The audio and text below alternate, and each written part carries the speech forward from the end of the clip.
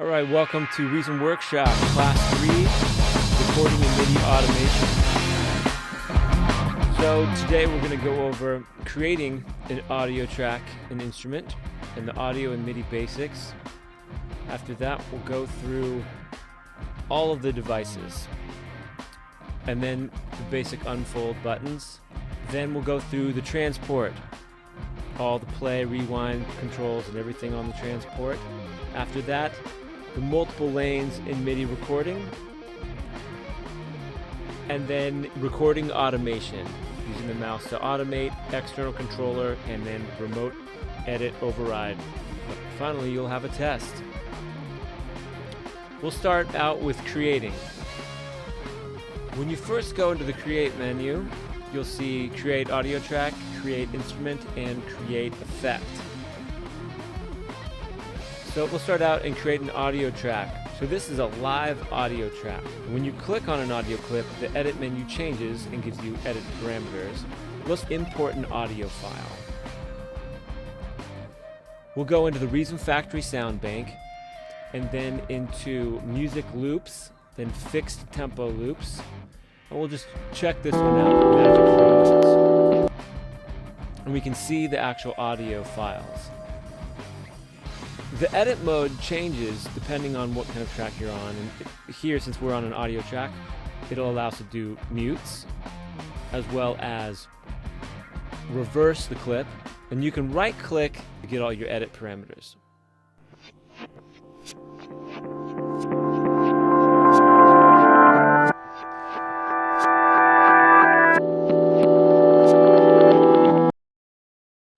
So we're going to cover more on audio track recording later.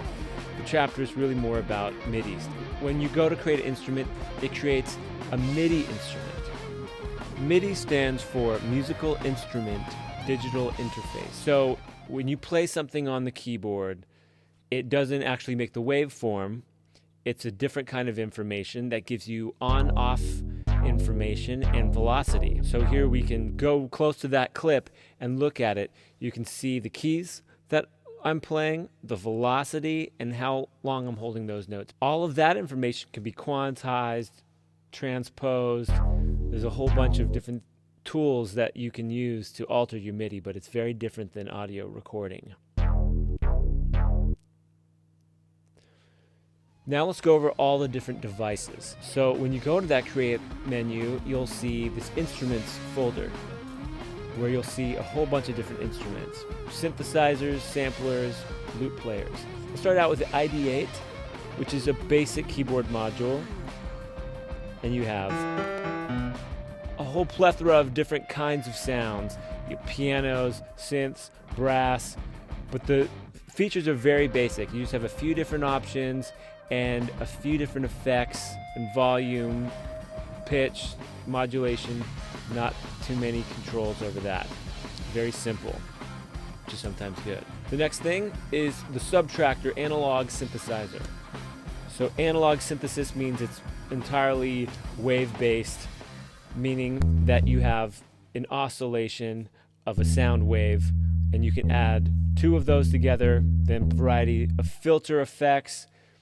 And if you go into the patch browse, you'll see all different kinds of sounds there. Basses, effects, monosynths, pads, percussion sounds, analog drum percussion sounds, and polysynthesizer sounds. The next instrument is the Thor. It's a very advanced polysonic synthesizer. You have all these different kinds of filters and amplitude and LFOs. There's a step sequencer in it as well.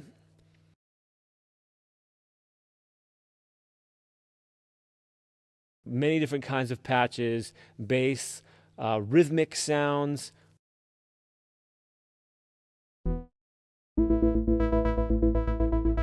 All kinds of effects. You can route audio through it. Incredible textures. It's a very in-depth machine. The next thing is a Maelstrom grain table synthesizer. So what that means is instead of just a basic oscillation of a waveform. These are actual sounds generated with specific grain table synthesis. It has some incredible sounds to it as well. After that, we have the NN19, which is a sampler. As well, there's all kinds of incredible sounds within this. They're very different. They're more organic in that it's not synthesis based, but it's more, piano strings. And it does have synth sounds in it, but those are sampled from other synthesizers, which is a very common thing. Somebody can go to a famous synthesizer and sample all the notes of it and bring it into an NN19. That's basically the same exact sound as that synthesizer here within Reason. Of course, you can sample on it as well. Initialize the patch and then hit the sample button, and it will sample whatever plugged into the sampling input in the back on the top of the rack of Reason. Check, check, yes, check. And I can play lower keys, and now that one sample sounds lower or higher. And we'll go through more on sampling in later chapters. Next is the NNXT. This is an advanced sampler. It can do a lot of things that the NN19 can do, but it can also layer many of those samples together.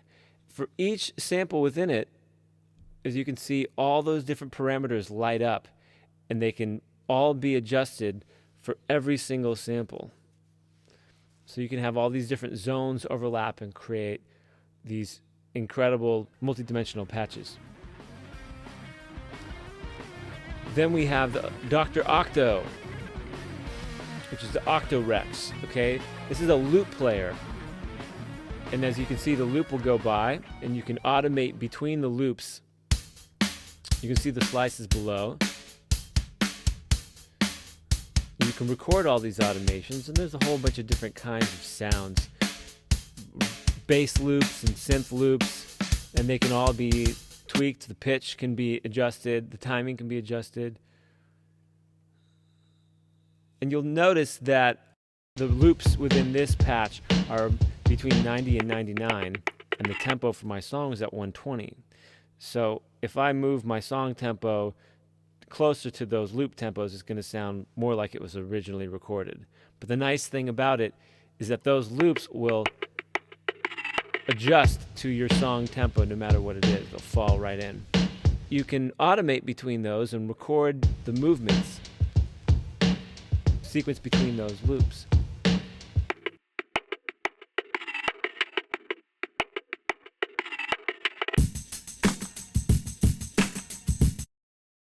Or you can also copy the pattern to track, and there you have a very visual representation for those loops. You can sequence them that way. Now they don't overlap. There's other machines that will do that. When we go over the Kong, there's ways to make those overlap. But you can, of course, have multiple Octo-Rexes. Next, we'll go through the redrum. The redrum allows you to have 10 different drum channels, which are samplers. And you can also store those in banks. So all 10 sounds will change, or you can go and isolate each individual channel. You can trigger there. You can certainly also trigger them from your keyboard. And there's a built-in sequencer below, similar to the old Roland drum boxes. This is a step sequencer.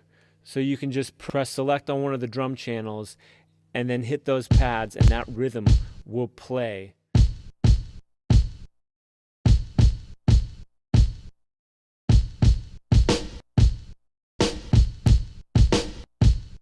All of the channels overlapping like that.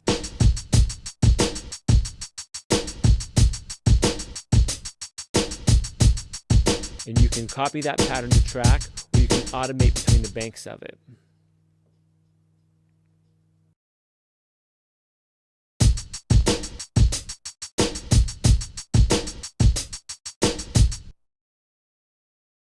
The next thing I want to show you is the Kong Drum Designer, which has 16 pads. And those pads can be changed, they can be linked. There's many different kinds of drum modules.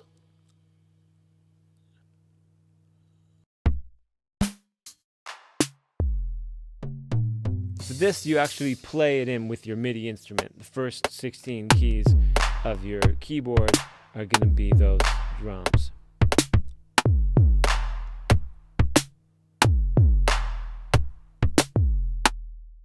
Now let's go over the transport at the bottom of Reason. That's the in, the out volume, the DSP, calculations depending on how your computer is processing it. That goes through box mode. Click, on and off. I would always recommend when you're starting something from scratch to play to the click. Pre-count counts in a bar before recording takes place. And then the click level. Then the tap tempo, which you can just tap right in with your mouse. Then there's the play, it gives you your song tempo here. Your play bar locator,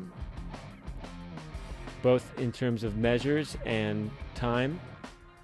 Then you actually have time signatures. All of this stuff can be automated. Then you have rewind, fast forward, stop, play, record. Dub and alternate, which changes the recording structure so that if you record over a previously recorded take, if it erases what was there with the new information, or if it overdubs on top of it. And there's also quantize record, which automatically quantizes it to what your quantized value is set at.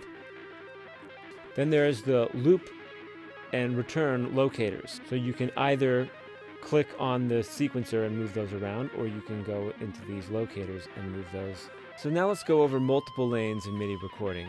If you press this new note lane button, which looks like a plus, that will add a new lane onto your MIDI track. Double click on those MIDI lanes, you can title them. So we'll call this kick and then snare. You turn on the click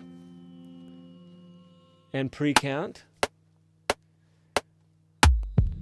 and record something in.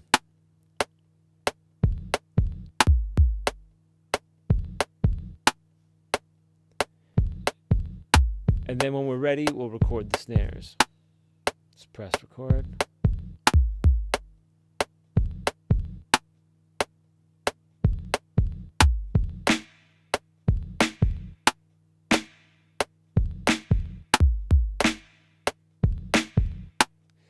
At this point, you might want to quantize it. We'll just select by drawing a lasso around it and then hit apply on quantize in the tool window. Let's add another lane and play a hi-hat pattern in.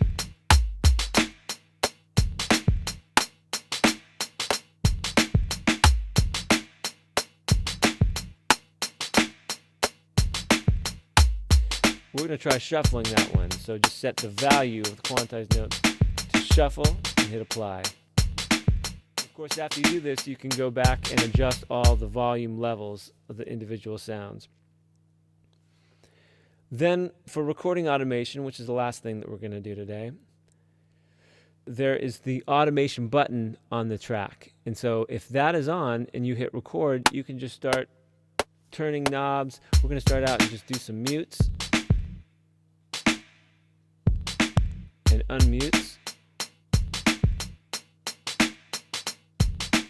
and then do some volume adjustments. And as you can see, all that gets saved. So when it plays back, all of those features look like they're animated on the Kong itself.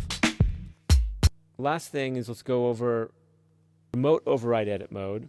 The controllers are automatically mapped to Reason these days for each device.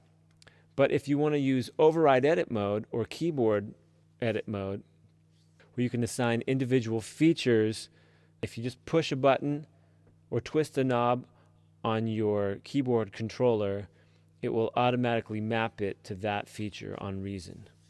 So you have physical control over the digital realm.